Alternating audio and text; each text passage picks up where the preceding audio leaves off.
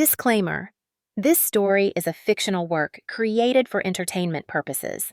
All names, characters, and events are imaginary.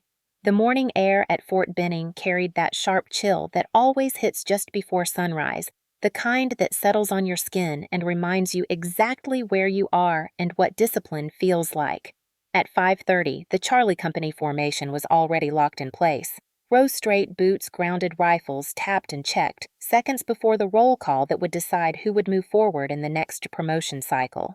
I stood in the front row, my uniform pressed to the fabric, still holding a faint warmth from the barracks dryer. My heart was steady, not calm exactly, but disciplined, the way 10 years in the Army shapes every breath you take. I had spent months preparing for this evaluation season. Nights, studying manuals, early mornings, drilling leadership exercises, long hours proving I deserved the Staff Sergeant stripes on my chest. But the silence before roll call never allowed confidence to feel safe. It always left room for something unexpected, something that knew how to slip beneath your guard. The company first sergeant barked the command to stand at ease, and the soft rustle of bodies shifting echoed across the parade field.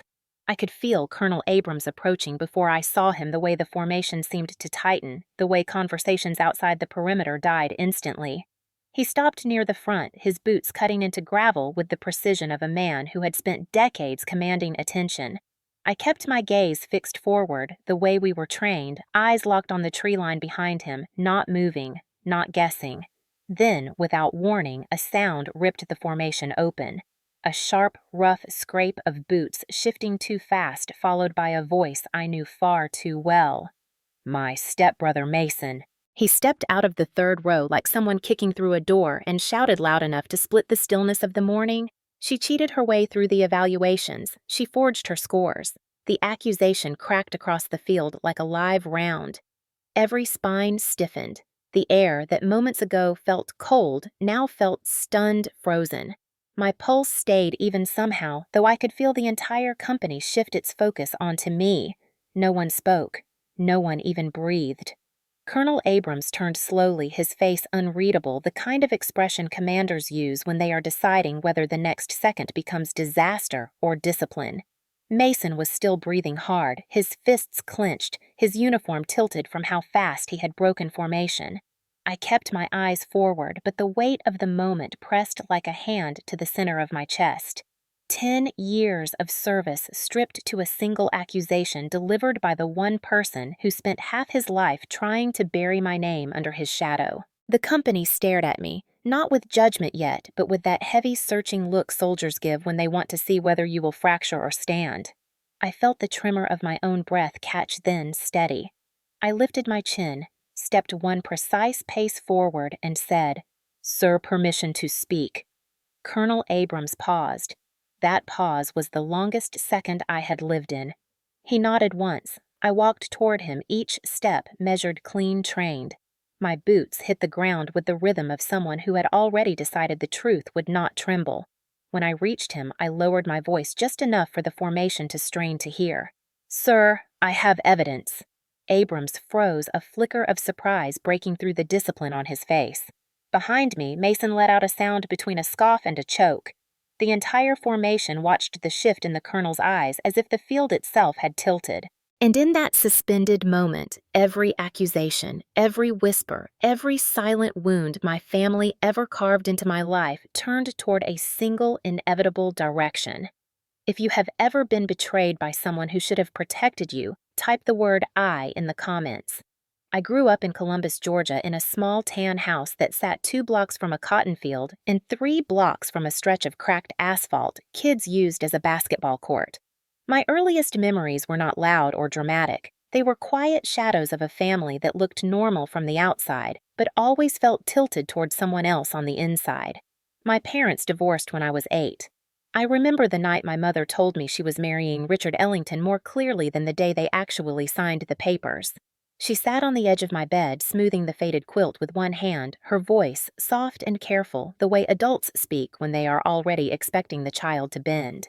"Richard is a good man, Harper," she said. "He will take care of us." I wanted to believe her, but even then, something about the way she said it made me feel like she was convincing herself more than she was reassuring me. Richard moved in with a confidence that filled every room before he even spoke. He had a son 2 years older than me named Mason, who walked around with the swagger of someone who had never been told no. The first day they arrived, Mason pushed past me in the hallway as if testing the structure of the house and the structure of my place in it. Richard laughed and clapped him on the shoulder, calling him a spirited boy, while I stood there wondering where my own space had just gone. From the beginning, it was clear that Richard operated on a system of favorites and expectations. Mason was the promise, the pride, the Ellington bloodline. I was the quiet girl from the previous marriage, an afterthought, a shadow that needed to stay out of the way. Every time my mother tried to bridge the gap, Richard shut it down with one sentence that carved into my memory like a notch in bone. Girls are not meant for the military. Mason will carry the Ellington honor. He said it even before I had ever mentioned anything about the military, but the words stuck under my skin for years. I learned early that approval in that house was earned through small, predictable moves. Mason acted out and was rewarded for his passion. I excelled in school and was reminded that grades were expected, not impressive. Mason forgot chores and blamed me. Richard believed him without hesitation. The first time I remember Mason framing me for something he did was over a busted window. He and a friend were tossing a football in the backyard. The ball sailed wide, smashed into the kitchen window, and by the time Richard stormed outside, Mason was already pointing at me. She was supposed to catch it. The lie was so flimsy that even at 10 years old, I knew he could not possibly believe it. But Richard nodded, looked at me with a disappointment he did not bother to mask, and said, "Harper, you need to be more responsible." I stood there, my hands shaking, not from the accusation, but from the realization that in this house, truth did not matter. Loyalty did. And loyalty was reserved for Mason alone. My mother pulled me aside later, whispering that I should let it go, that picking battles was part of growing up, part of keeping peace. I did not say what I was thinking, that it was not peace if only one person ever had to surrender. I learned to keep my head down, to study hard, to find structure in things that could not be twisted against me. Books made sense, rules made sense, discipline made sense.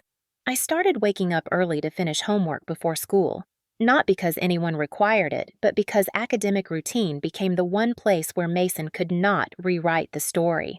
If I earned a grade, no one else could claim it. If I set a goal, no one else could spoil it. I joined every academic club I could fit into my schedule: debate, math team, science competitions. Each small accomplishment became a brick I used to build distance between me and the chaos inside that house. Mason watched all of it with a smirk that grew sharper every year. He liked to hover near the doorway when I studied, toss a pencil onto my desk, and ask, "Why do you try so hard? You are not getting anywhere." He said it with the smug confidence of someone who has never been asked to prove himself. By the time I reached middle school, I understood that my stepfamily did not operate on fairness. It operated on narrative. And Richard had written a story where Mason was destined for greatness and I existed only to fill the quiet corners. What I did not understand yet was how deeply that narrative would shape me. Every unfair accusation taught me restraint. Every moment of being overlooked taught me perseverance. Every lie Mason told taught me how to observe without reacting, to listen, to remember to build my own truth quietly and carefully. I was 12 when the first crack formed in the flimsy balance I tried to keep. Mason broke my new science kit, a gift from a teacher who saw potential in me. When Richard found the shattered pieces, he did not hesitate. He pointed at me, told me to clean it up, and said disappointment comes from lack of respect. I looked at Mason, then at the ruin on the floor, and felt something close inside me. Not anger, not despair, something colder and sharper, a decision. If I could not rely on fairness, I would rely on myself. The world outside that house felt large and possible, and one day I would carve a place that belonged to me alone. Until then, I learned to endure. And sometimes, endurance becomes the foundation of a future no one expects you to build. If you have ever been blamed for something you did not do by your own family, you can share, I understand, in the comments. I was 20 the year I enlisted, the year I finally realized that endurance was not the same thing as a future.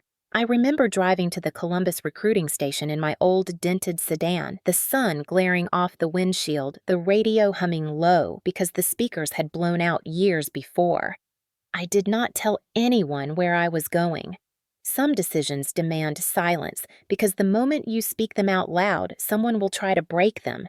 The recruiter handed me the ASVAD practice sheet with the casual confidence of someone who had seen thousands of young adults walk in hoping for direction.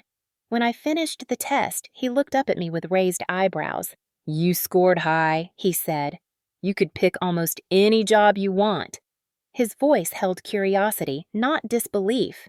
For the first time in my life, an adult looked at my abilities without comparing them to Mason, without twisting the image to fit a script someone else wrote. I carried that feeling home with me, a small, bright ember tucked deep in my chest. It lasted until the moment I told my family.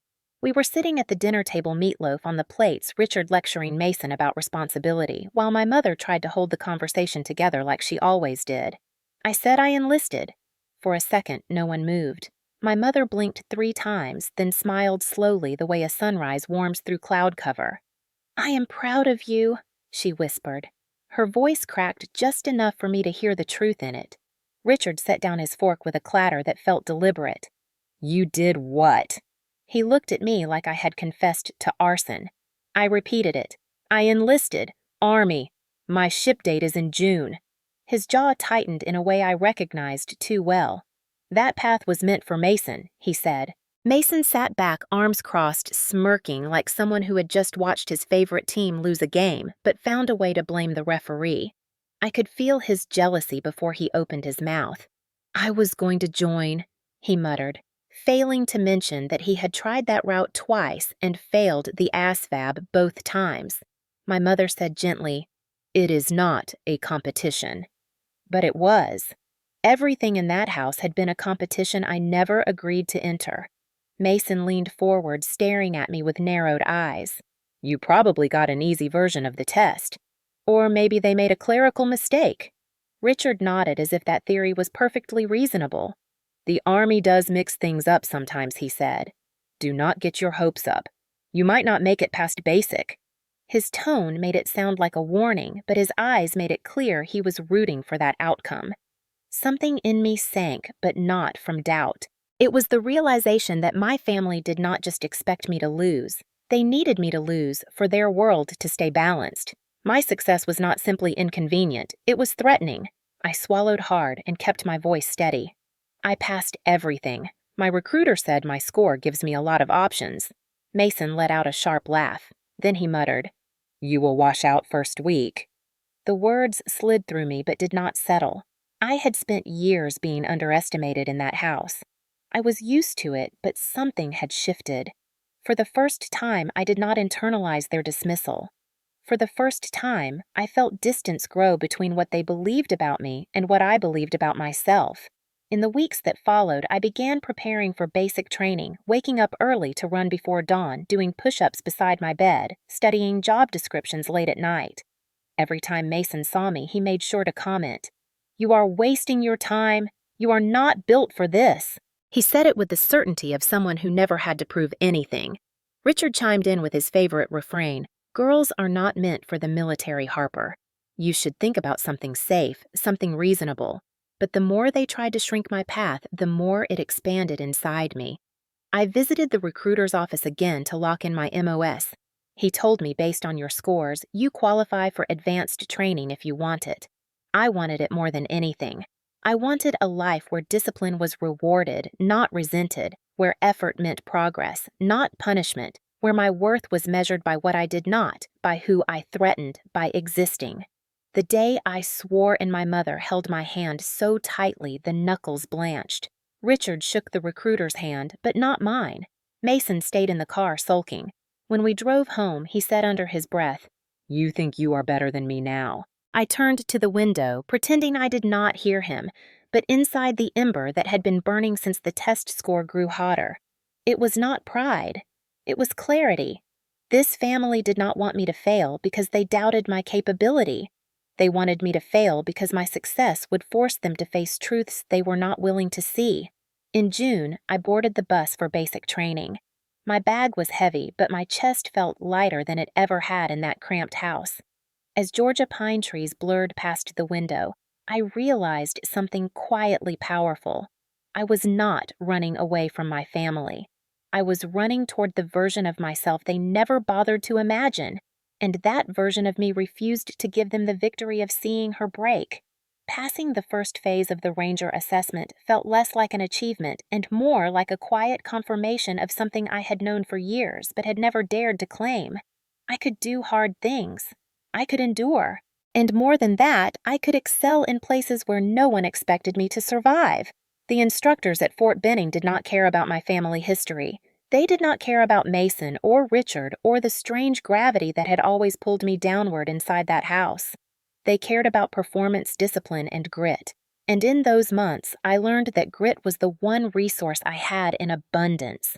I finished the assessment with scores that placed me near the top of my group. It did not make me arrogant. It made me steady. It made me feel like the ground under my feet finally belonged to me. When I called my mother to tell her I had passed, she cried from pride so pure it cracked through the static on the line. When Richard took the phone, he grunted something vague about good for you, but I could hear the tightness beneath it. Mason did not say anything at first. 2 weeks later, he enlisted. He told everyone it was because he felt inspired by my progress, but I knew the truth. He had been struggling for a direction for years, failing tests, skipping responsibilities, drifting in and out of short-lived plans. My success gave him something to chase and something to resent. His ASVAB score barely cleared the minimum. His file landed him far from elite training in a unit that demanded far less discipline than he liked to pretend he had. I wanted to feel sorry for him, but pity was a luxury I had unlearned. Instead, I focused on my next goals, earning certifications, continuing leadership evaluations, proving not just that I could pass, but that I could perform consistently. At first, Mason called often. He sent casual messages bragging about minor achievements, inflating basic tasks into heroic feats. I congratulated him politely until the tone shifted. One afternoon, he video called me while I was polishing gear in my barracks room. He stared into the camera with a smirk twisting at his mouth. "So I heard you think you are hot stuff now." The words were framed as a joke, but the venom under them was unmistakable. I kept my voice calm. "I am just doing my job." He rolled his eyes dramatically. "Yeah, sure. Miss Perfect Ranger candidate. Must be nice pretending you earned all of that." I frowned, not understanding at first. "Mason, what are you talking about?" He leaned closer to the screen, his expression sharpening. "Everyone knows you act like you are better than the rest of us." I clicked the call off before the anger in my chest could climb into my throat. I thought that would be the end of it. It was only the beginning. Around that time, a new account appeared in my messages. Nothing explicit at first. Just comments that sounded like they came from someone who felt entitled to judge me. "You think you are special. You are not." Or, "You got lucky. Do not forget that." Then they escalated. Messages about me being a fraud, messages accusing me of manipulating instructors, messages implying I slept my way through evaluations. None of it matched reality, but all of it carried the stench of someone who wanted to dismantle the person I was becoming. I reported it to my squad leader. He told me to block the account and focus on work. I tried, but the messages kept coming from new accounts, all with the same tone, the same cadence, the same obsession. It took me longer than I want to admit to realize the truth. It was Mason. His unit schedule lines matched the messaging timestamps. His phrasing mirrored lines he had thrown at me over the years, and every time I achieved something new, the harassment intensified.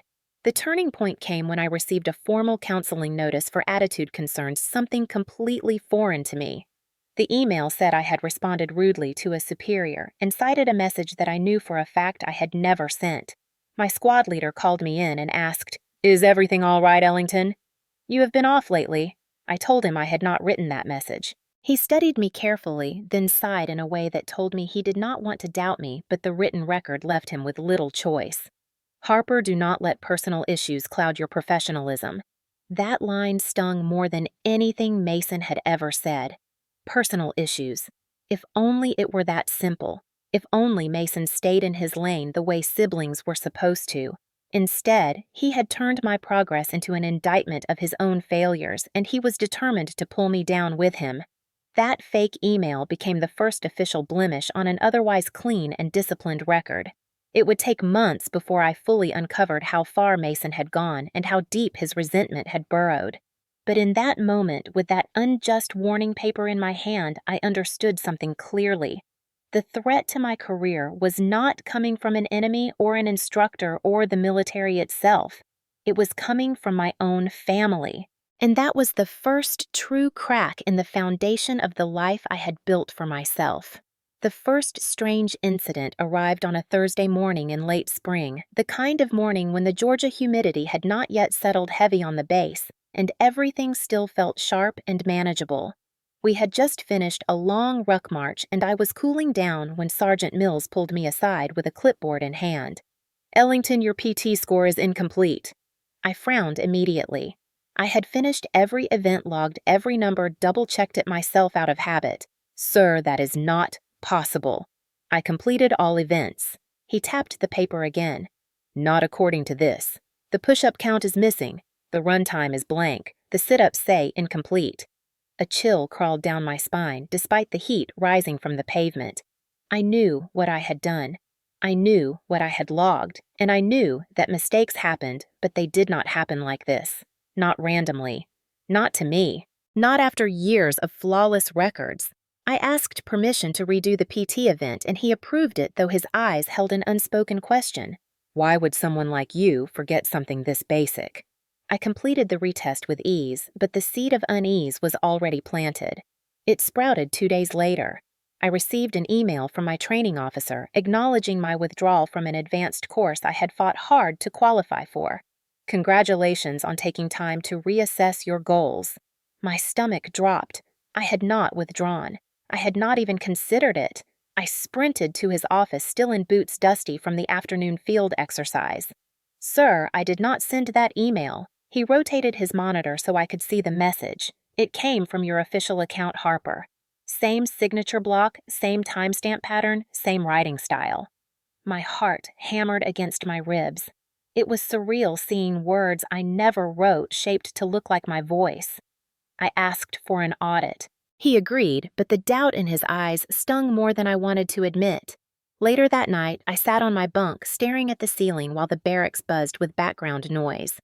2 incidents in 1 week, both tied to my performance, both pointing toward incompetence or instability. Coincidences did not align that neatly.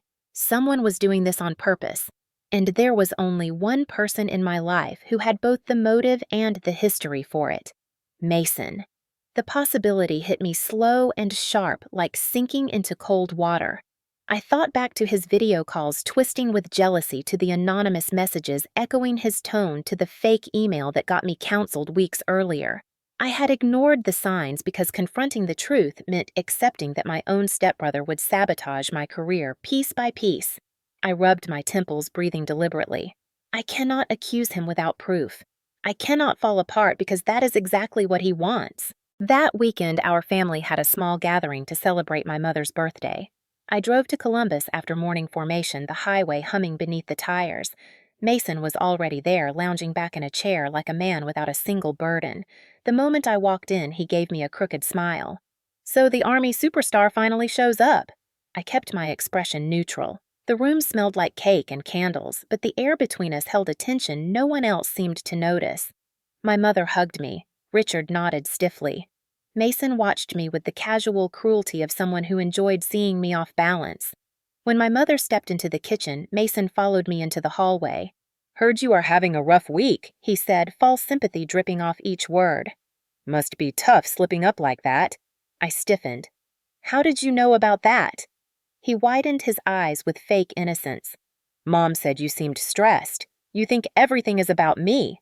Unreal." Then he said it louder, making sure Richard overheard. "Harper thinks I am jealous of her. Can you believe that?" Richard glanced up from the dining room and shot me a disapproving look, like I was the unreasonable one. The familiar pattern reemerged without hesitation. Mason played the victim, and I became the aggressor. I clenched my jaw, keeping my words locked inside. If I fought back, it would only deepen the narrative he was twisting. If I stayed silent, he won the moment, but not the war. On Monday, the shift became impossible to ignore. Soldiers I had trained with for years started watching me differently. Not unkindly, but cautiously, as if wondering whether the rumors were true. I passed two privates whispering softly. I caught my name. I caught the word unstable. My chest tightened. None of them knew the full story. None of them had reason to doubt the documents or emails. In the military, records speak louder than testimony, and someone was rewriting my records behind my back. During weapons maintenance, Staff Sergeant McBride approached me. "Ellington, is everything all right? You seem distracted." I forced a steady breath. "Yes, sir. Just handling administrative corrections." He nodded, but his eyes lingered too long. I walked away feeling the weight of something I could not yet prove but could no longer deny. Whoever was tampering with my information understood the system. They understood timing. They understood how to create microfractures in a reputation until the cracks began to look like truth. That night, I sat on my bunk again, the barracks quiet, except for a faint hum of air vents. I replayed every recent incident, PT score manipulation, the forged withdrawal email tone shifting in the unit. One pattern emerged with brutal clarity. The sabotage was not random. It aligned perfectly with every milestone I reached. It grew louder the more I advanced. It mimicked behavior I had seen from Mason my entire life. But suspicion was not proof. And proof was what I needed. Not for the unit. Not even for Mason. For me. To know that I was not imagining it. To know I was fighting the right enemy. To know the truth before it destroyed everything I had worked for. If you have ever watched someone chip away at your life piece by piece, hoping no one would notice, you can write "I have" in the comments. The accusation arrived on a gray Tuesday morning, the kind of morning where the clouds hang low over Fort Benning and every sound feels heavier than it should. I was cleaning a weapons rack when First Sergeant Doyle called my name with a tone that made the entire room pause. "Ellington, Colonel Abrams wants you in his office. Now." My stomach tightened, but I kept my movement steady. I secured the rifle, wiped my hands on my uniform, and walked out into the hallway. Soldiers parted instinctively, sensing tension the way animals sense shifting weather. When I reached the administration building, the hallway outside the colonel's office was silent, except for the faint hum of fluorescent lights. His clerk nodded me in with a sympathetic look I did not understand yet. Colonel Abrams sat behind his desk, a man who carried authority like a second skin. He did not gesture for me to sit. Instead, he held a printed letter between two fingers as though the paper itself left a bitter taste. "Ellington," he said, his voice calm but clipped. "Do you know anything about this?" I stepped forward and read the header. "Formal allegation of academic misconduct in technical proficiency examination." My pulse thudded painfully against my ribs. The letter claimed I had cheated on a recent technical exam, stating specifically that I had accessed unauthorized materials and manipulated the scoring system. It was signed anonymously. At the bottom was a second signature. Someone had forwarded it directly to Colonel Abrams with a note saying they believed the integrity of the unit was at risk. "Sir," I said carefully, "the accusation is false." I completed the exam following all procedures. He studied me with an expression that revealed nothing. His fingers tapped the edge of the paper once, twice. Then he set it down. "Do you know someone who wants your career destroyed?" The room seemed to shrink around me. My throat tightened, not from guilt, but from the weight of the truth pressing against the inside of my mouth. I knew someone who wanted me undermined. I knew someone who resented my progress more than he valued his own. I knew someone who had both the motive and the immaturity to lash out like this. Mason. But suspicion remained suspicion until proven, and accusing him without evidence would make me look unstable, paranoid, vindictive. It would hand him the perfect opportunity to flip the narrative again.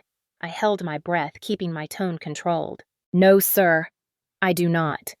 Abrams watched me the way commanders watch soldiers walking near the edge of a cliff, with caution, with calculation, and perhaps with a hint of something like disappointment. He leaned back in his chair, lacing his fingers. You have a solid record. Your instructors speak highly of you. You have shown discipline. But this letter. He paused as if choosing his next words with surgical precision. This letter raises questions. I swallowed hard. Sir, may I ask if I am under investigation? He shook his head slowly. Not at this time, but we are required to examine serious allegations, even anonymous ones. My chest tightened again. Anonymous. Of course it was. Cowardice rarely signed its name. Abrams studied me a moment longer. His gaze was not hostile, but searching, measuring. The kind of look that asks, who are you when the ground falls away? I stood straighter. Sir, I welcome any review of my exams and conduct. I have nothing to hide. A faint shift crossed his expression, something like acknowledgement. Then he said a sentence that rooted itself deep in my memory. Truth will reveal itself to the patient. His voice was low, steady, and weighted with conviction. It was both reassurance and warning. Because truth does not protect you from consequences. It only arrives when it is ready. And until then, you stand alone. Dismissed, he said. I saluted, turned, and walked out of the office. The moment the door shut behind me, the hallway seemed colder. I felt every step echo through my body as if carrying the blame of something I did not do. Outside, the sky had darkened further, a thick sheet of clouds pressing down on the base. Soldiers walked past me, unaware that my entire career had shifted with a single sheet of paper. At the training field later that afternoon, I sensed the subtle change. Conversations paused when I approached. Expressions flickered with quiet curiosity. Not hostility, but interest in the way people become interested when a rumor has taken its first breath. Staff Sergeant McBride glanced at me with something like concern. You good, Ellington? Yes, sir, I said. My voice sounded steady even though the ground under me felt anything but. By evening, the rumor had grown legs. Someone whispered that I had been caught cheating. Someone else said they heard I was facing removal from the next evaluation cycle. Someone said the colonel himself was disappointed. I lay awake in my bunk that night, staring at the faint glow of the emergency exit sign. Each breath felt heavy. I replayed every detail of the exam. Every line, every step, every moment I had done exactly what was required. The truth was clear to me. But the Army did not operate on personal truth. It operated on documentation, and someone was manipulating mine. Mason's face flashed in my mind, wearing that same twisted smirk he had used since childhood whenever he inflicted damage no one could trace back to him. I pressed my palms into my eyes, willing the frustration to settle into something sharper, something useful. I knew I needed proof, hard proof, not instinct, not speculation. The kind of evidence that could burn through every lie and leave no room for doubt. Because this accusation was not a small nuisance. It was the beginning of something bigger, something deliberate. Someone wanted my foundation to crack. Someone wanted the ground beneath me unstable. Someone wanted me to fall. And I had a feeling I knew exactly who that someone was. But until I could prove it, the truth would remain a shadow, and I would have to stand in the light alone. The night after my meeting with Colonel Abrams, I sat alone in the common room long after most of the barracks had gone quiet. The fluorescent lights buzzed softly overhead, casting a sterile glow across the empty tables. I could not focus on anything. Not food, not paperwork, not even the rhythmic discipline of cleaning gear. My mind kept circling the same truth tight and suffocating. Someone was altering my records. Someone had access. Someone wanted me weakened before the next evaluation cycle. And if I did nothing, that someone would succeed. I needed expertise, not guesses, not instinct, hard technical skill. That was when I thought of Sergeant First Class Nora Twain. Nora was known around Fort Benning as the person you went to when systems failed, passwords glitched, or someone accidentally locked themselves out of secured accounts. She had a reputation for being both intimidating and brilliant, carrying herself with the calm authority of someone who understood technology the way others understood weaponry. We had worked together briefly during a logistics rotation 2 years earlier, and she had always been fair. She did not play favorites. She respected results.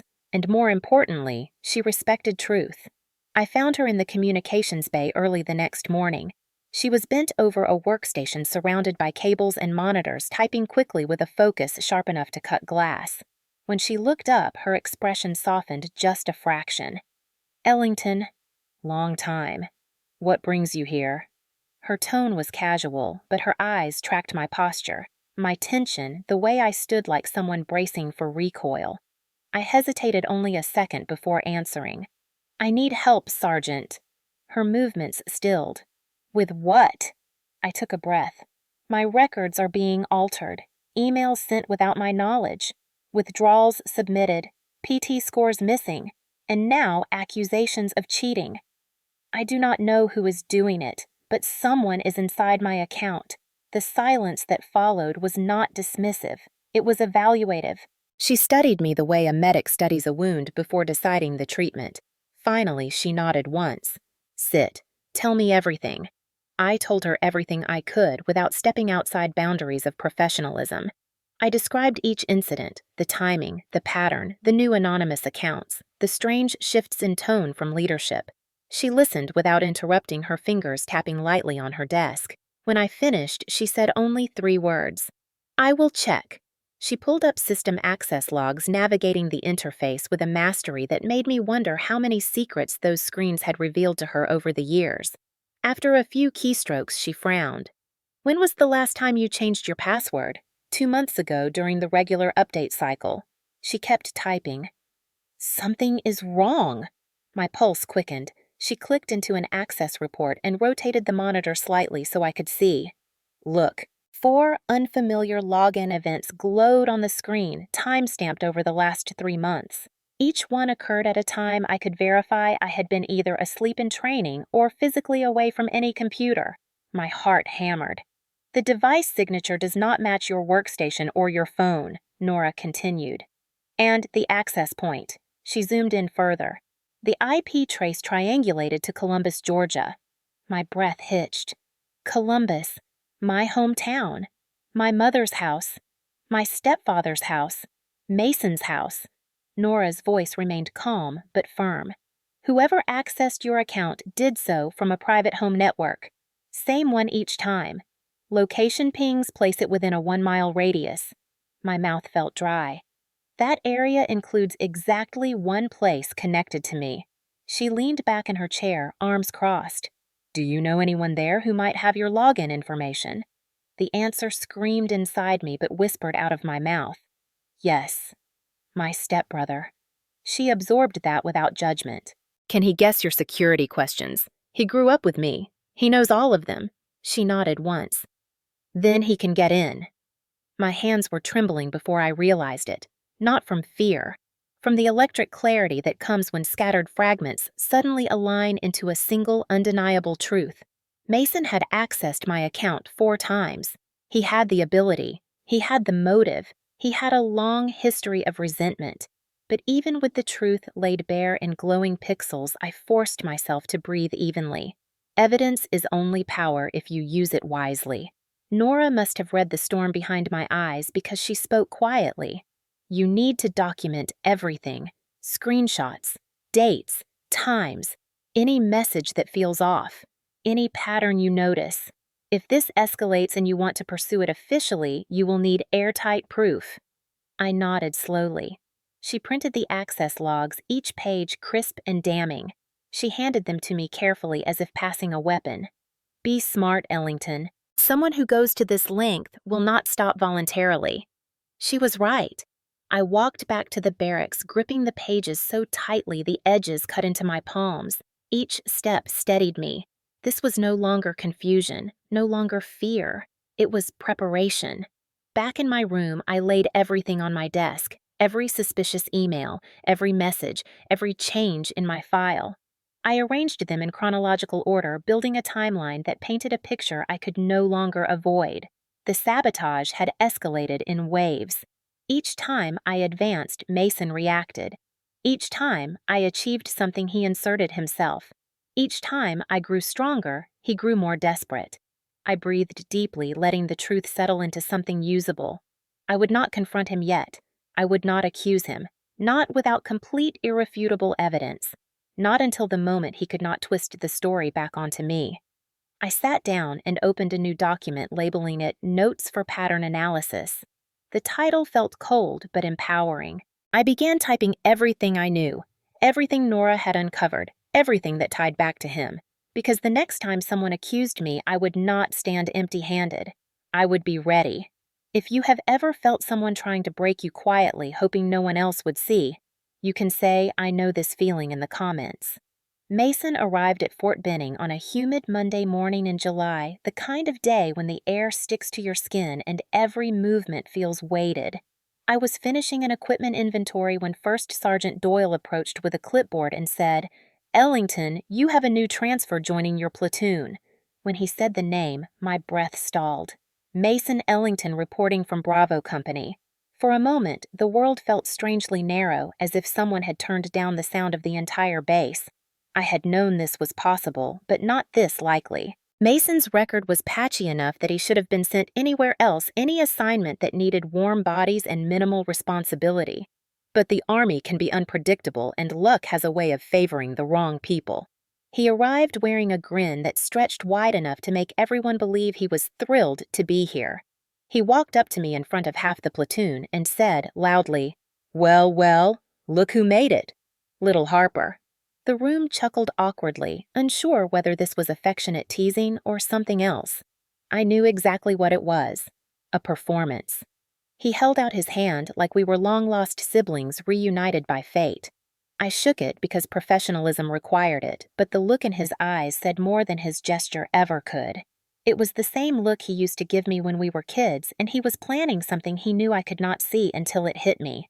Over the next few days, he made a point of hovering near me, but never too near, always close enough for others to notice the forced camaraderie, but never close enough for anyone to see the edge beneath it. He told people stories about our childhood, twisting details just enough to sound harmless. Harper used to be so shy she hated being wrong, so she practiced every detail 5 times. He said it with a laugh, but I could see the calculation behind it, planting seeds of insecurity in the minds of soldiers who had known me only as focused, calm, and precise. I brushed it off until Private Ramirez pulled me aside one afternoon. "Staff Sergeant, I do not want to overstep, but you should know something." I turned to him steady and patient. "What is it?" He hesitated, then said, "I have heard your brother talking. He says things about you when you leave, things that do not sound right." My stomach tightened. What kind of things? Ramirez looked uncomfortable. "Mostly that you act better than everyone, that you got lucky on tests, that you pull rank when you do not need to." He paused. "None of us have seen that. But he has been trying to get people to believe it." I nodded once, keeping my expression still. "Thank you, Ramirez. If you hear anything else, let me know." The soldier nodded and left, but the warning lingered heavy in the air. Mason was not content sabotaging me from afar anymore. He was planting landmines in the minds of my peers, and he was doing it with that same innocence-soaked sarcasm that always made adults believe him when we were young. At first, I tried to stay ahead of it by working harder, being more precise than usual, reinforcing the professionalism that had always been my anchor. But tension grows like mold in damp spaces. Even when unseen, it spreads. A week after Mason arrived, he received his first written counseling for failing to secure his weapon properly. He shrugged it off, calling it nitpicking. 2 days later, he was reprimanded again for being late to formation. He laughed at that, too. "They act like I am supposed to be perfect," he said loudly where half the platoon could hear. "Meanwhile, Harper gets away with everything." The comparison landed like a stone, dropped in deep water, ripples spreading far beyond the initial impact. Soldiers glanced between us with new interest, reading into things that were never there. I remained silent because silence was the only option that would not paint me as defensive or emotional. But inside, a slow burn began. Not fear, not anger, a readiness. One night, after lights out, I sat on the edge of my bunk reviewing the timeline of sabotage in my notebook. The access logs from Nora, the fake emails, the altered PT scores, the cheating allegation, and now Mason's sudden transfer to my unit. It was too tight, too coordinated, too personal. He was escalating because the distance he once used to protect himself had closed. Now he could watch the damage firsthand. I sharpened my pencil and drew a new line on the page, labeling it Phase 3, because this was not random anymore. It was deliberate proximity, a strategy meant to push me off balance before the next evaluation cycle. The next morning, during weapons inspection, Sergeant Mills approached me with a raised brow. "Ellington, you and your brother are very different soldiers."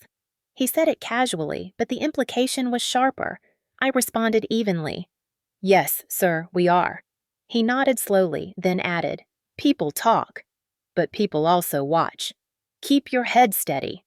I appreciated the advice, but the reality hung heavier. People were watching, but not all of them were seeing clearly anymore. By the end of the week, it was impossible to ignore the quiet tension spreading through the company. Subtle pauses when I entered a room, lingering stares, whispered conversations that broke abruptly when I approached. Mason, meanwhile, played both sides, pretending to support me while feeding doubts behind my back, smiling in front of leadership while cracking jokes about me in the barracks, acting like he wanted a better relationship while tearing at the foundation of my reputation board by board. And yet, no one could call it out because none of it was overt. Nothing was obvious. Everything was just subtle enough to be dismissed if questioned. That was the danger. The sabotage had graduated from digital attacks to psychological warfare, and Mason knew exactly how to wage it. I watched him from across the training field one afternoon as he laughed with two privates who normally avoided conflict. He leaned in, whispering something before glancing in my direction. The privates shifted uneasily. One frowned. One looked confused. Mason smiled. And in that moment, the truth crystallized so clearly it almost steadied me. He was preparing something bigger, something he believed he could control, something he believed would finally place him above me. But he did not understand me. Not really. He did not understand that every quiet wound he inflicted only sharpened my focus, only strengthened my resolve, only brought me closer to the moment he could no longer twist the story. The battlefield was shifting, and the explosion had not yet come. The night before the roll call felt darker than usual, as if the entire base were holding its breath beneath the heavy Georgia sky. The air was thick humid even after sunset, and a faint rumble of distant thunder vibrated through the barracks windows. I sat alone at my desk, the glow from the single lamp casting long shadows across the metal surface. My gear was already prepared for the next morning boots, polished uniform, crisp, everything arranged with the kind of precision that calmed my nerves. Then my tablet buzzed. It was Nora. A single message appeared. "Check your secure folder." I exhaled slowly, bracing myself. For weeks, I had been gathering fragments of sabotage like puzzle pieces scattered across a battlefield. Now, something final had arrived, something decisive. I opened the folder. Inside was a compressed file labeled Access Report Final. When I clicked it, the document expanded into rows of data timestamps, device IDs, IP traces, metadata signatures, but one line pierced through everything else. External device linked to Mason Ellington. 4 unauthorized entries traced to his personal tablet. 2 traced to his home network in Columbus. 1 traced to a mobile hotspot he used during travel. My pulse quickened, but not from panic. From confirmation. From the cold, solid weight of truth settling into place. Nora had added a note at the bottom. "This is the last piece. Be careful how you use it." My fingers tightened around the edge of the tablet. The sabotage was no longer theoretical, no longer implied, no longer a suspicion I carried like a wound no one else could see. It was documented, proven, signed by data that did not bend to excuses. Mason had tampered with my records using his own device. His arrogance had finally betrayed him. I leaned back in my chair and stared at the ceiling for a long moment, letting the truth wash over me. Relief did not come. Not yet. Because tomorrow the battlefield would shift again, and this time it would be public. I printed every page of the access logs using the secure machine at the end of the hall. The printer hummed softly, spitting out sheets of paper filled with lines of numbers that represented weeks of damage. I collected them carefully, stacking them in perfect alignment the way I prepared maps before missions. When I finished, I pulled out a thick envelope, sealed the logs inside, then taped the flap for reinforcement. I wrote one word on the front in clean block letters: evidence. My hands were steady, almost unnervingly so. I slid the envelope into the inner pocket of my BDU jacket, the one with the reinforced stitching where it would rest against my rib cage. Close, protected, ready. The rest of the barracks dimmed as soldiers settled for the night. Conversations thinned into murmurs. Boots thudded across the hallway. The metallic click of locker doors echoed faintly, but inside me everything sharpened. Every memory, every wrong, every moment someone else doubted me. Every time Mason tried to dim my progress with his pettiness, his rage, his jealousy. I opened my notebook and turned to the page where I had drawn the progression of sabotage. Phase 1, digital manipulation. Phase 2, false accusations. Phase 3, psychological erosion. And now, Phase 4, the public strike. But tomorrow would be Phase 5. Truth. Exposure. Accountability. I closed the notebook. A soft knock sounded at my door. When I opened it, Ramirez stood there shifting uneasily. "Staff Sergeant just wanted you to know Mason has been talking more today. He seems jumpy. Nervous." I nodded. "Thank you. If he says anything specific, let me know." Ramirez hesitated. "You okay, Mom?" I met his eyes. "Yes. I am exactly where I need to be." After he left, I returned to the desk and checked the envelope one more time. The weight of it felt symbolic, not heavy but decisive, a line drawn between what had been and what would come next. Outside the window, the first drop of rain struck the glass. Then another. Soon the storm thickened, rolling across Fort Benning like a curtain darkening the sky. It felt appropriate. Storms bring clarity. By midnight, the storm had passed, leaving behind a stillness that felt almost ceremonial. I lay on my bunk, staring into the darkness, listening to the faint hum of the air vents. I thought of Colonel Abrams and the moment he had asked if someone wanted my career destroyed. Tomorrow, he would have his answer. I thought of my mother, who always tried to believe the best of Mason, even when he made it impossible. I wondered what she would say when the truth surfaced in a place she could not reach to protect him. And then I thought of Mason himself, the boy who had learned early that he could tilt the world with lies, the man who believed sabotage was easier than self-improvement, the soldier who thought he could rewrite my future from behind a screen. Tomorrow, he would learn what truth looked like when it stood upright, when it spoke plainly, when it no longer tolerated being twisted. I reached into my jacket and pressed my hand against the envelope, cold and smooth beneath my fingertips. One simple sentence formed in my mind, clear enough to steady every breath. Tomorrow, the truth steps into the light. If you are ready to expose someone who has been sabotaging you piece by piece, you can write. It is time in the comments. At 5:30 in this morning, Fort Benning looked like it had been carved out of steel. The sky was still dark, holding only the faintest thread of sunrise, and the parade field glowed under the tall floodlights. The air was cool, sharp enough to sting the lungs on the first inhale. Soldiers filed into formation with the precision of muscle memory boots striking gravel in rhythmic unison. Charlie Company locked into place rose perfectly straight shoulders, squared, silence sweeping through the lines like a quiet command. Today was not an ordinary roll call. Everyone knew it. Rumors had circulated all week about the upcoming promotion consideration list. Who would make it? Who would be left behind? Who had impressed leadership enough to move forward?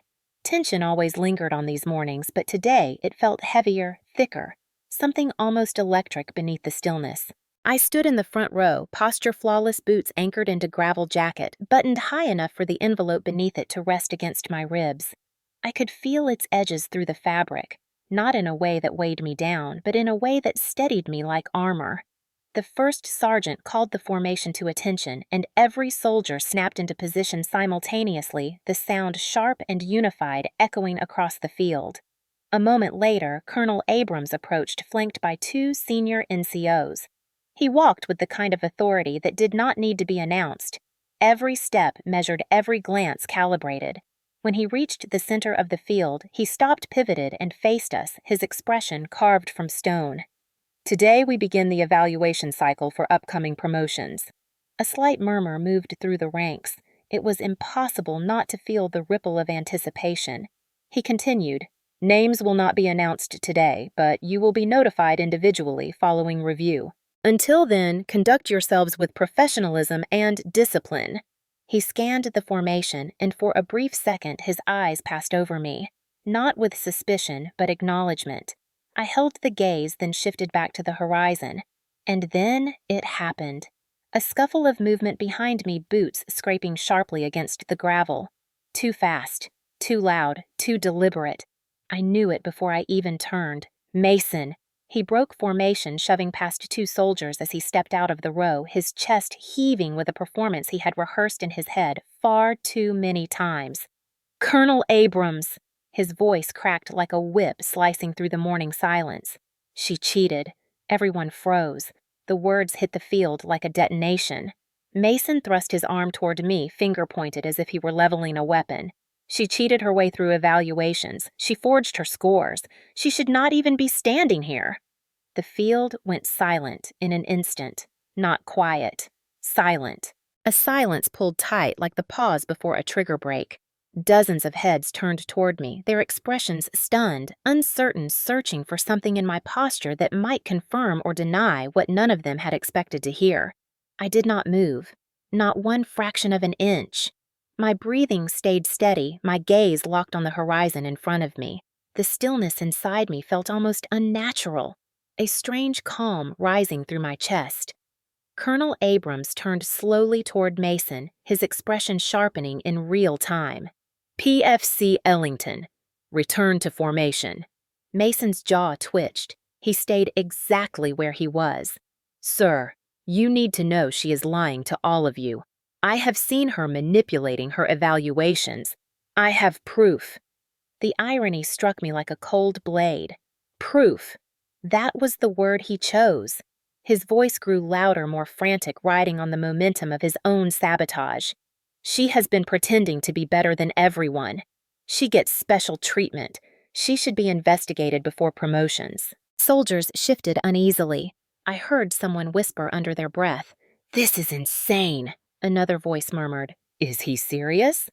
Colonel Abrams' eyes cut through the formation like a blade. "PFC Ellington, this is your final warning."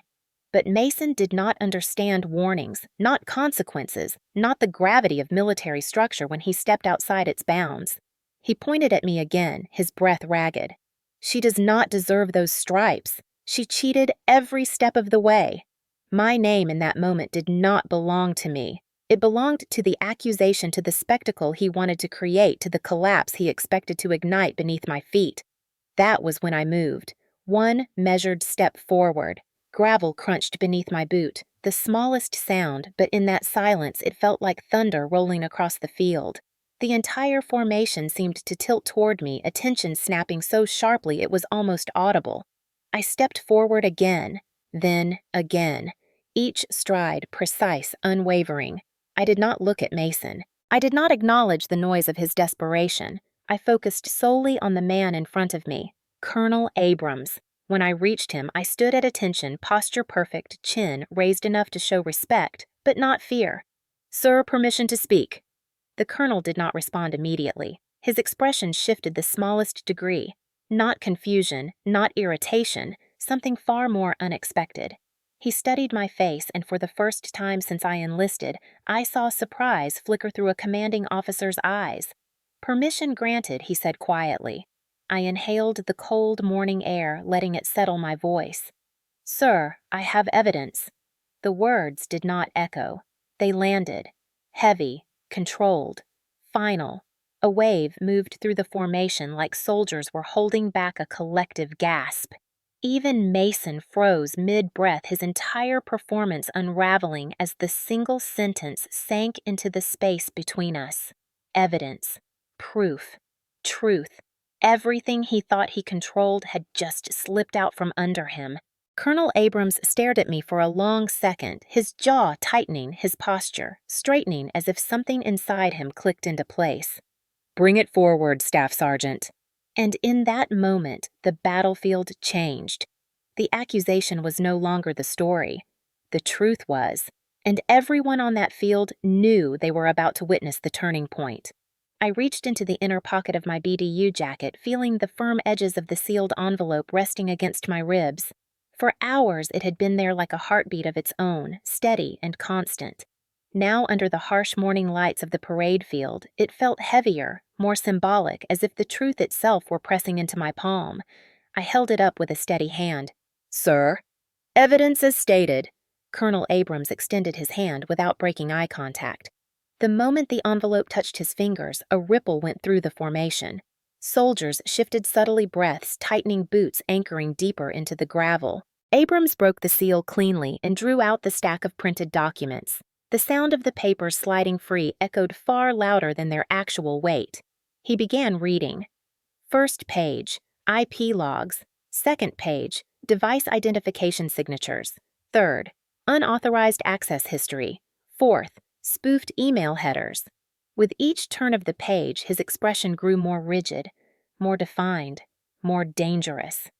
A low wave of murmurs spread through the company despite everyone trying to remain silent. The kind of whispering soldiers cannot contain when something massive fractures right in front of them. He looked at the fourth page longer than the rest. His jaw flexed once, twice. Then he raised his eyes to me. "Staff Sergeant Ellington, these were compiled when—" "Yesterday evening, sir." Cross-checked by Sergeant First Class Nora Twain, IT Division. His stare sharpened, cutting through the air. "You are asserting these records are authentic?" "Yes, sir. One breath, one decision, one truth." He nodded slowly, then turned his attention to Mason, who stood several yards away, frozen halfway between outrage and disbelief. "PFC Ellington. Step forward." Mason moved stiffly, shoulders tight, face pale beneath the morning light. His confidence from moments ago had evaporated so quickly it left something almost hollow in its place. Abrams held up one page. "Are you familiar with this IP address?" Mason blinked, his jaw clenched. "Sir, The colonel did not wait.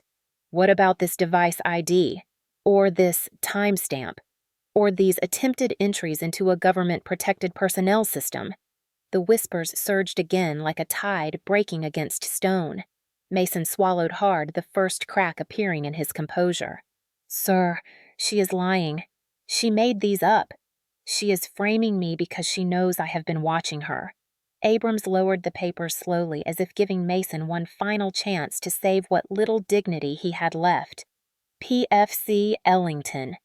These access attempts originated from your personal tablet." Mason shook his head too fast, too desperate. "That is impossible. I left that tablet at home. I did not touch anything. Someone else must have used it. She probably stole it." The lie spilled out so quickly he tripped over it. Soldiers exchanged glances. Even the ones who had been uncertain now looked at him with dawning clarity.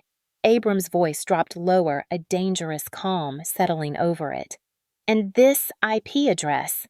It is your father's home network in Columbus." Mason froze completely. His lips parted, but no words came out. The colonel continued. "You attempted remote access into a federal system 4 times. You spoofed signatures from a staff sergeant. You submitted withdrawal emails in her name. And you manipulated evaluation data." Mason's shoulders began to shake, the tremor of someone cornered by evidence they never expected to face publicly. "Sir, she set me up. She wants to humiliate me.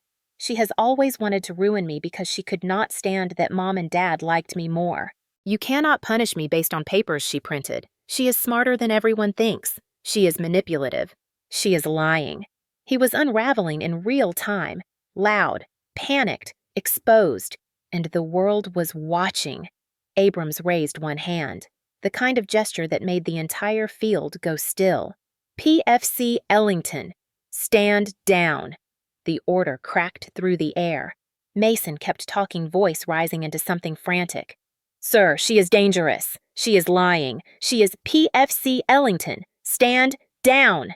This time, Abrams' voice carried steel. Mason's mouth snapped shut. His breathing quickened. His eyes darted wildly between me, the colonel, the soldier staring at him with a mixture of shock and disbelief. His legs shook, his hands curled into fists. For a moment, he looked like he might run, or collapse, or explode. Anything but stand still. Abrams lowered the papers and spoke with the kind of finality that left no room for argument. The evidence is clear. Unauthorized access, digital manipulation, tampering with military evaluations, abuse of federal systems, and personal targeting of a fellow soldier. Soldiers near the front row exhaled sharply. Some muttered under their breath. One whispered, "I knew something was off about him." Another said quietly, "This is bad. Real bad." Abrams turned fully toward Mason. "You will be placed under temporary restriction pending formal disciplinary review." Mason's face drained of all color. "Sir, you cannot do this. She is lying. I would never. I am your soldier too." Abrams stepped forward until he stood only inches from him. "My soldier knows discipline, integrity, and accountability. You know none of these today." Mason flinched like the words themselves hit him. I watched his collapse not with triumph, but with something colder, more distant, an awareness that justice did not always look victorious. Sometimes it looked like truth simply refusing to be buried. He looked at me, then eyes wild, pleading, twisting between hatred and desperation. "You did this. You destroyed me. You." My expression did not change. Not because I felt nothing, but because this moment was never about vengeance. It was about ending a war I did not start. Abrams gestured to two NCOs nearby. "Escort him." Mason tried one last time. "Sir." "Please. You are making a mistake." "Sir." But his voice cracked, the strength gone, the performance fallen apart. The NCOs approached, and he stepped back, trembling, resisting instinctively before finally lowering his head in defeat. As they guided him away, the entire company remained silent. Dead silent. The truth had been spoken. The evidence had been seen, and the story he had tried to build for years had collapsed under the weight of a single undeniable fact. His lies had met daylight, and daylight did not bend for him. The disciplinary council convened faster than anyone expected. Within 48 hours of the confrontation on the parade field, Mason's name appeared on the official bulletin for a formal inquiry under the Uniform Code of Military Justice. The announcement alone sent a quiet shockwave through the battalion. Soldiers whispered in the halls. NCOs exchanged knowing glances. Everyone understood the gravity of what was coming. When the doors to the conference room opened on the third floor of the headquarters building, the temperature seemed to drop a few degrees. 3 officers sat at the long table, Lieutenant Colonel Reeves Major Harper and Captain Sandoval, each with folders stacked neatly before them.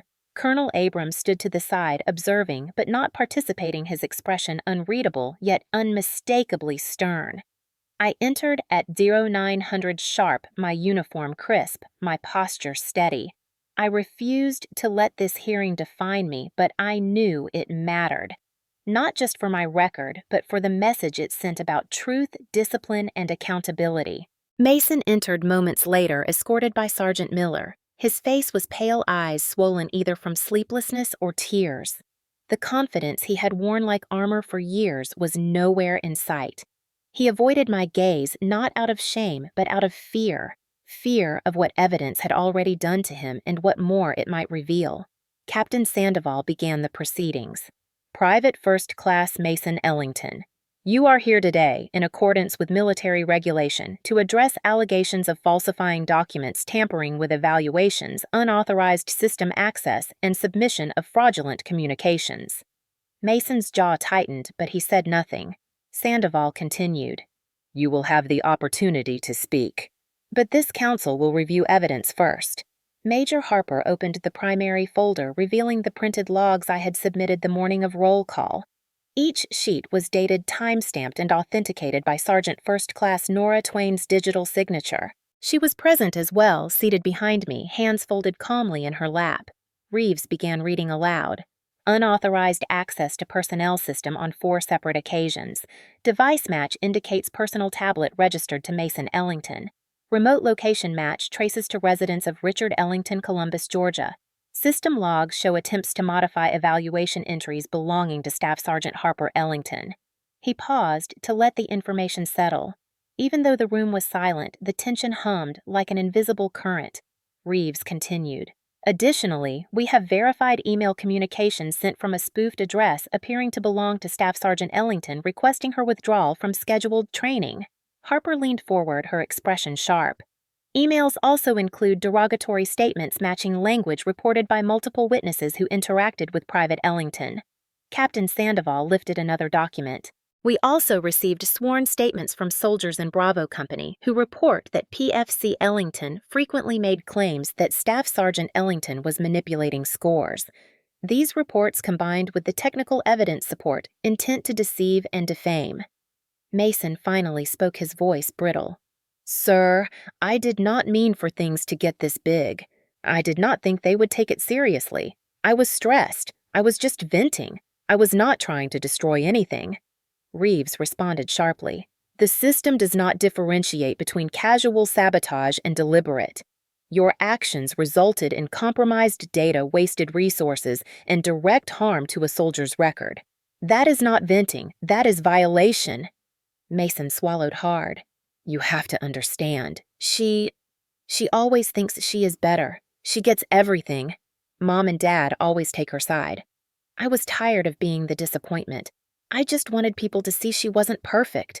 His words echoed with a broken mix of resentment and desperation, but Major Harper did not soften.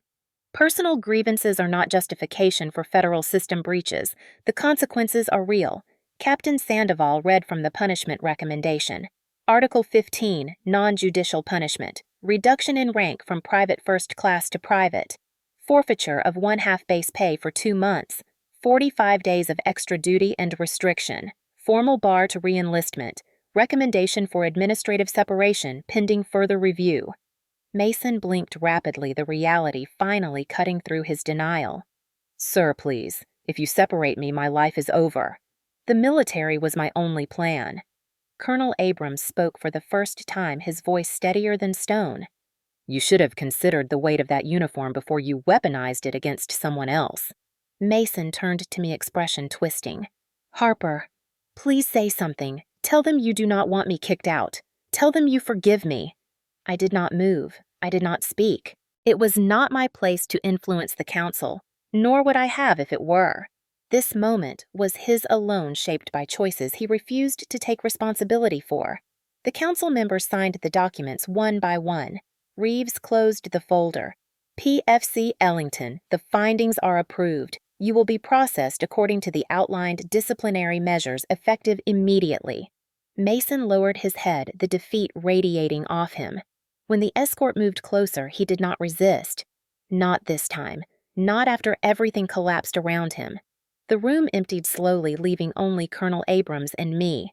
He approached with the same calm authority he carried on the field days earlier. Staff Sergeant Ellington, you handled yourself with restraint. That is not common when someone faces personal attacks at this level. I nodded quietly, aware of the weight of his words. He continued, Discipline is not just obedience. It is composure under fire. Today, you showed leadership in its rawest form. The recognition settled over me gently, not triumphant, but affirming. A reminder that truth did not need to shout. It only needed space to stand. As I stepped out of the building, sunlight spilled across the walkway, warm and steady against my face. For the first time in months, my chest felt light, clear, my record restored, my name intact, Mason's fate decided, justice in motion. And beneath it all, the quiet certainty that the war he began was finally ending exactly where it needed to end. The hearing was over. The signatures were dry. The consequences were locked into motion. Yet as I walked across the parking lot outside Headquarters Company with my cap tucked under my arm and the late afternoon sun stretching long shadows across the asphalt, I felt the weight of a presence behind me before I heard a single sound. Harper. His voice cracked in a way I had never heard before. I turned slowly. Mason stood near the row of government vans, shoulders slumped, uniform wrinkled as if he had been tugging at it for hours. His eyes were red, unfocused, swollen with a kind of desperation that did not resemble remorse so much as panic. Pure panic. He stepped toward me too quickly, almost stumbling. "Harper, please, just give me a minute." "1 minute!" I did not answer, but I did not walk away either. The silence was enough for him to keep talking. He wiped his face with the back of his hand, breath shaking. "They are going to separate me. It is real now. They said pending review, but I heard them whispering. If it goes the wrong way, I am out. I lose everything." His voice wavered again, softer this time. "This wasn't supposed to happen. I never meant for it to go this far." I studied him carefully, the way one studies a fire that has already burned through the house but is now sputtering out. He kept going, desperate to fill the space. "Harper, you know what our family is like. You know how Dad is. You know how he always compared me. You know how he always said you were the one proving him wrong by enlisting and scoring high." His words spilled out tangled and frantic. "I was under pressure. I was breaking. I did stupid things because I felt like I was disappearing. I didn't mean to ruin your life. I just wanted someone to see me for once." I let the silence sit between us. Heavy, honest. Then he took another step closer, lowering his voice as if trying to negotiate with fate itself. "If you withdraw the evidence or tell them you want leniency, they will listen. Abrams respects you. The council respects you.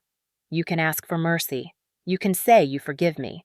If you do that, they will reconsider the separation. They might even reverse the rank reduction. Please." His voice cracked fully this time, collapsing into something raw. "I can't go home like this. I can't face Dad. You don't understand. He will destroy me for failing. He will say I embarrassed him." My stomach tightened, not out of sympathy, but out of recognition. I knew that tone. I knew the fear of disappointing Richard Ellington. I knew the weight he put on the people in that house. But that weight had never justified Mason's choices. He wiped his face again, then reached toward me as if he thought he might hold on to something solid. "Harper, please, I am begging you. Tell them you don't want punishment for me. Tell them it was a misunderstanding. Tell them anything. You can save my career. You can save my life." A long breath moved through me. Slow, controlled. I looked him directly in the eyes and spoke evenly. "You didn't just try to ruin my career. You tried to own my life." His expression flickered confused, as if the truth landed in fragments too sharp to process. I continued.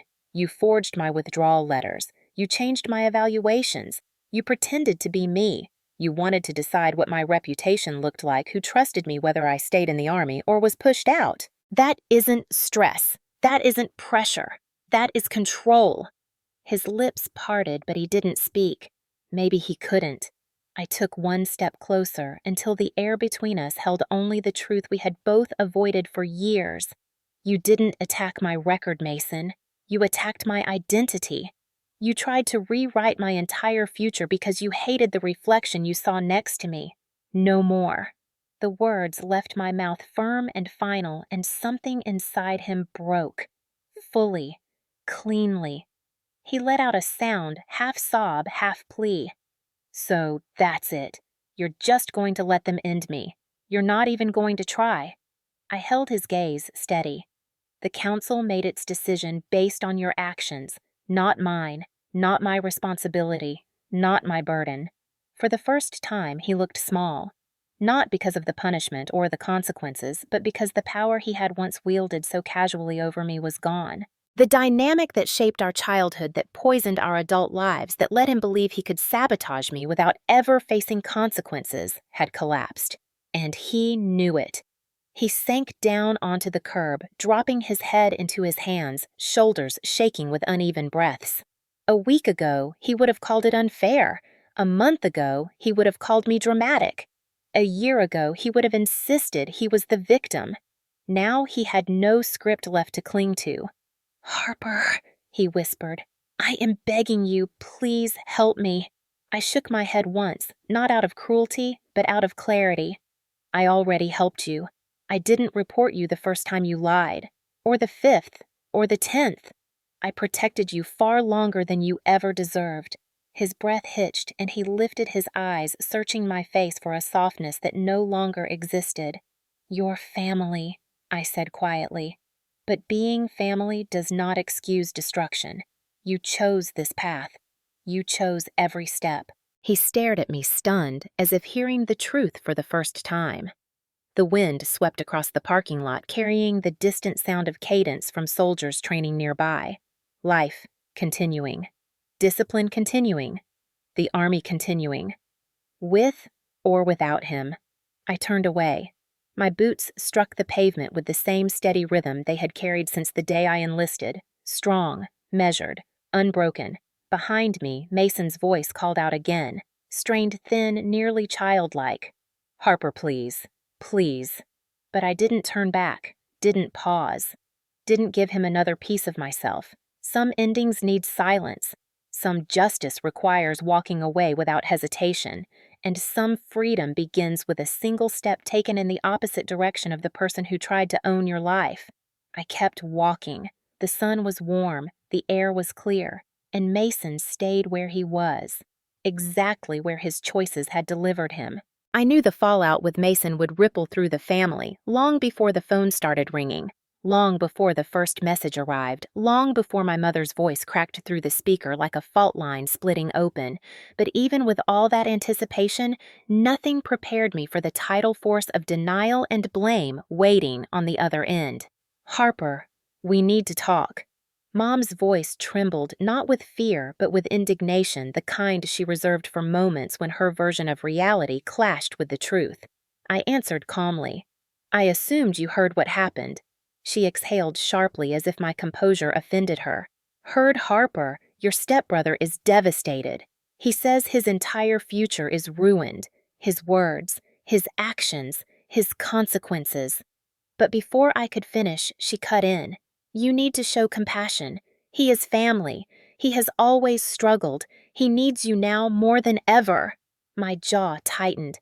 The irony was sharp enough to draw blood. Where was this compassion when he was sabotaging my evaluations, or hacking my accounts, or forging my signature?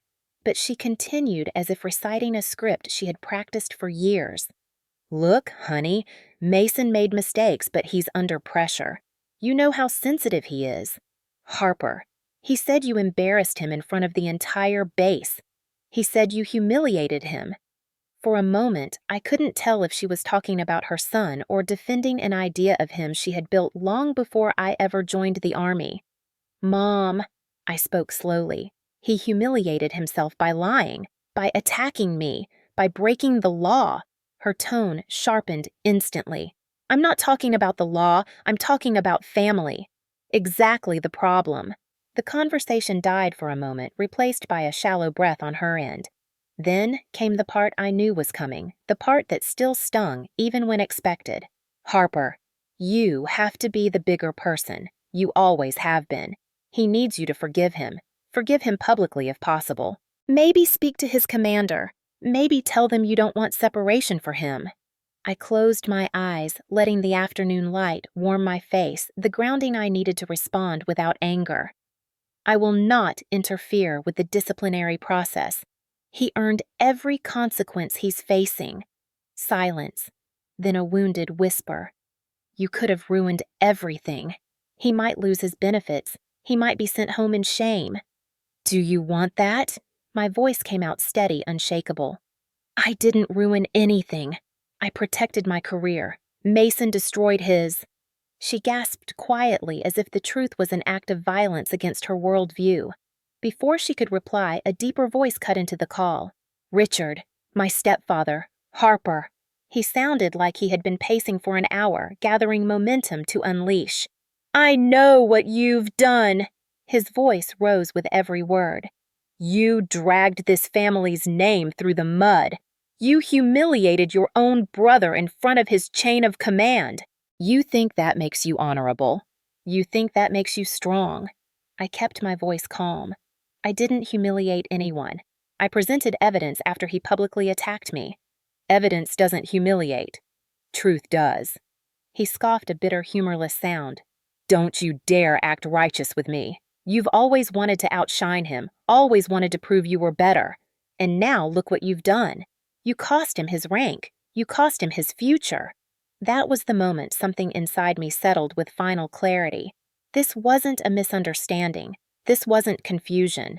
This was the truth laid bare in that house. Accountability was negotiable, but loyalty never was. Not loyalty to family, to truth, or to justice. Loyalty to ego, loyalty to image, loyalty to whatever narrative made them feel less small. The phone crackled as if he stepped closer. "You need to fix this, Harper. Call that colonel. Tell him you exaggerated. Tell him you don't want charges. Tell him you overreacted. Or so help me, I will never forgive what you have done to this family." I took a breath so slow it felt like stepping out of a burning building. I won't lie for him. I won't apologize for the truth. And I won't sacrifice my career for a man who tried to erase it. A beat of silence. Then Richard spat the last card he had left. "If Mason goes down, you're not welcome in this house. You hear me? Don't come back. Don't call. Don't expect help." For the first time, my voice softened, not with fear, but with certainty. I wasn't planning on coming back. I ended the call gently, almost kindly, in a way that surprised even me. There was no yelling, no dramatic explosion, just the quiet realization that I had already lost them long before this moment, and that letting go wasn't destruction, but release. That evening, I packed the last box in my small on-base apartment, not because I needed to move immediately, but because the act of packing felt symbolic. I folded uniforms carefully placed, framed certificates in bubble wrap, slid Ranger School notes into folders. With each item, a piece of that old life fell away. My mother called twice more, leaving voicemails a blend of pleading and guilt. "Harper, please think of your brother. Harper, please don't abandon your family. Harper, you're breaking my heart." I listened to none of them. Some words don't need to be heard to be understood. The next morning, I drove to my old neighborhood in Columbus with the simple goal of retrieving the last items I had stored in the garage years earlier. When I arrived, Richard was in the driveway, arms crossed, jaw set like stone. He didn't say a word. Neither did I. I walked past him, opened the garage, retrieved the boxes, and loaded them into my car. As I closed the trunk, he finally muttered without looking at me, "You chose the Army over your family." I paused just long enough to correct him. "I chose integrity over lies. That's something you never taught either of us." His head jerked slightly as if struck by a truth he didn't want to acknowledge. I got into my car and drove away from the house, the memories, and the weight. I didn't look in the rearview mirror, not once. Some endings deserve no backward glance. By the time I reached the highway, I felt something unexpected. Not grief, not triumph. Peace. The first real peace I had felt in years. Because sometimes the biggest act of justice isn't exposing a liar. It's walking away from a family that insists you stay small so their flaws never have to be seen in the light. I didn't just cut contact. I reclaimed my life. And for the first time, that life was mine. Peace didn't arrive in one sweeping moment. It came in small, deliberate pieces like sunlight easing through half-closed blinds after years of waking in the dark. The first piece arrived the following Monday morning when Colonel Abrams called me into his office. His tone was neutral at first, the kind of military neutrality that hides everything until the final sentence. "Staff Sergeant Ellington, the board reviewed your full record over the weekend." He paused long enough that I wondered briefly if more fallout was coming. Then he lifted a document from his desk. "You are being formally recommended for promotion consideration. Based on your evaluations, your leadership scores, and your performance under pressure, this battalion believes you are ready for the next step." I held my posture steady, but something inside me shifted like a weight being lowered gently from my shoulders. After months of sabotage, suspicion, and survival, the Army was acknowledging the truth not just about Mason, but about me. "You kept your bearing during the most personal form of attack," Abrams added. "That is rare. It does not go unnoticed." When he dismissed me, I stepped into the hallway feeling lighter than I had since the day the first fake email appeared in my file. For the first time, the future didn't feel like a place I had to fight tooth and nail to reach. It felt like a road already opening beneath my feet. That afternoon, another piece of peace arrived in the form of a neatly folded note slid under my door. "Harper found this in my inbox. Thought it belonged in your hands. Bradley." I unfolded the paper, expecting something routine, a copied memo or a training update. Instead, it was a commendation letter signed by Lieutenant Colonel Reeves praising my composure during the investigation, my readiness under stress, and my adherence to protocol. At the bottom, in quieter handwriting, Reeves added a line I read twice. Good soldiers rise in silence long before the Army notices. The letter wasn't just encouragement, it was validation, acknowledgement that who I had been through all of this wasn't invisible. Someone saw, someone understood, someone believed, and Bradley had made sure it reached me. The next day, I made a decision that had been forming for months but only now felt possible. I found a small apartment near the Columbus River Walk, a simple 2-bedroom space with wide windows overlooking slow-moving water and a trail lined with old trees. It wasn't luxurious, but it was mine. Mine in a way nothing had been in a long time. No old memories haunted the walls. No expectations lingered in the corners. No raised voices lived in the floorboards. Just quiet. Honest quiet. Moving in felt like stepping into a life that had been waiting for me patiently as I fought battles I shouldn't have had to fight. I filled the space slowly, choosing each object with care. A sturdy oak table I found at a weekend estate sale. A soft gray rug that reminded me of early morning fog. A shelf for my Ranger notebooks. A single framed photo of me and my mother from years ago when life hadn't yet hardened her into someone I no longer recognized. I didn't hang it out of longing. I hung it out of truth. That version of her had existed once. That version of us had existed once.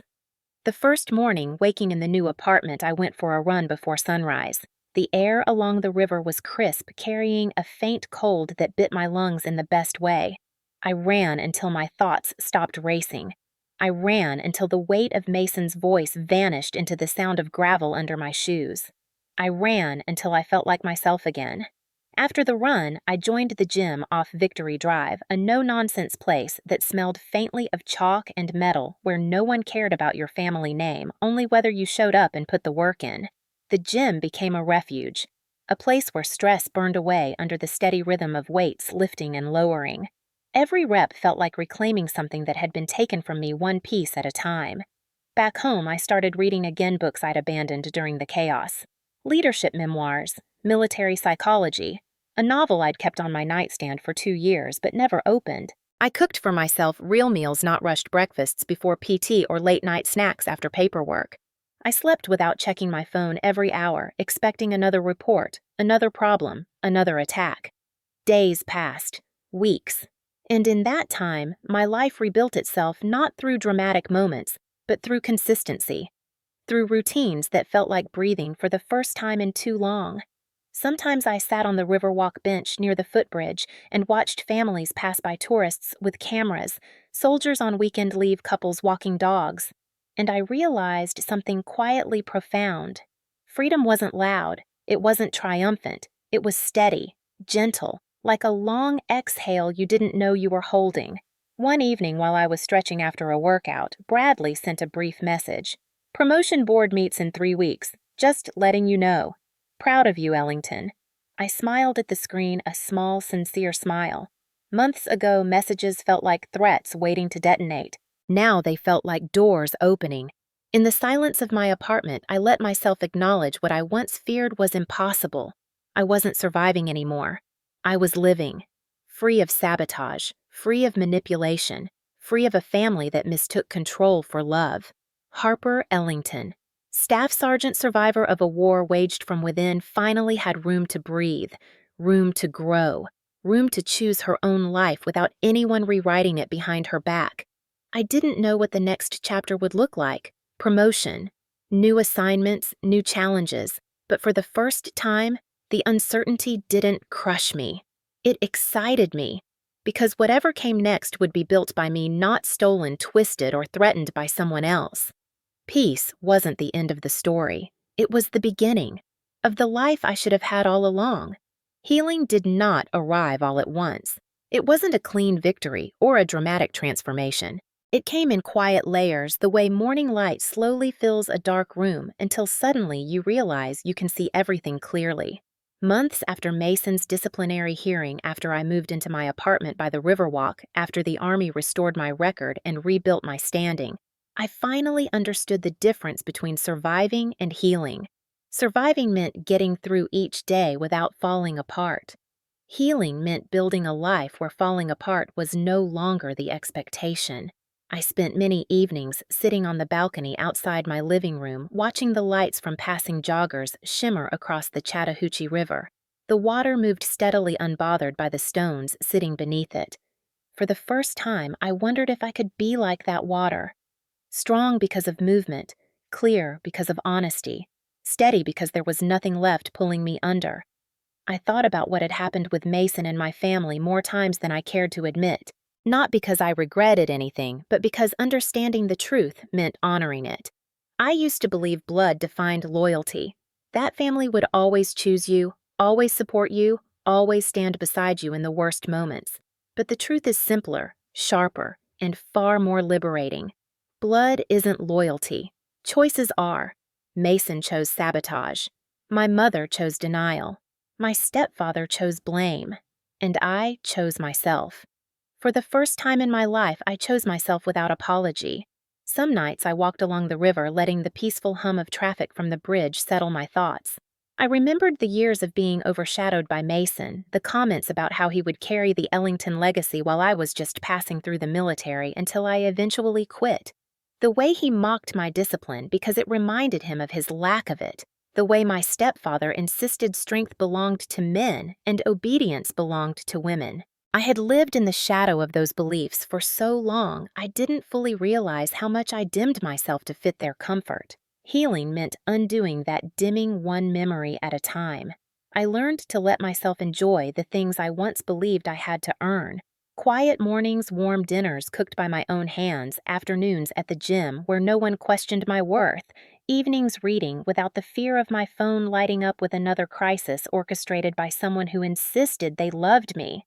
I found a therapist through the military support office, a woman named Dr. Colton, who understood the complexities of family systems and the heavy cost of emotional manipulation.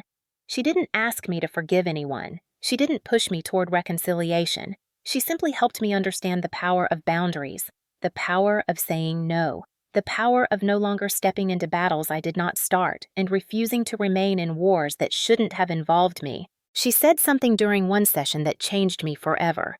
Some wounds don't heal by going back. They heal by going forward without who caused them. And she was right. I didn't need closure from Mason because closure doesn't come from the person who hurt you. It comes from choosing to step out of the story they kept writing for you. I didn't need my mother to understand. I didn't need my stepfather to approve. Their acceptance wasn't the currency that determined my worth. My life still had value without their validation.